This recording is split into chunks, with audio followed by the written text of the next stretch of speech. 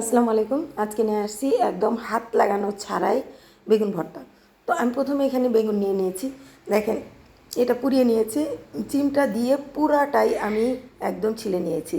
আর বেগুনের ওটাও দেখেন চিমটা দিয়েই কেটে নিয়েছি।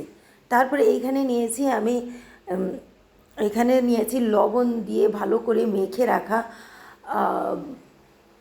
শুকনো মরিচ। তারপরে নিয়েছি পেঁয়াজ, পেঁয়াজ ভাজা আর হলো রসুন ভাজা। তো এর উপরে দিয়ে দিলাম। তারপর চিমটা দিয়েই দেখেন আমি এটাকে ভালোভাবে এড়াই নিচ্ছি। তারপরে দিয়ে দিলাম একটু লবণ। তারপরে এইটা দেখেন ম্যাশার দিয়ে ভালো করে গুঁটুমুটু করে এটাকে ম্যাশ করে নিতে হবে।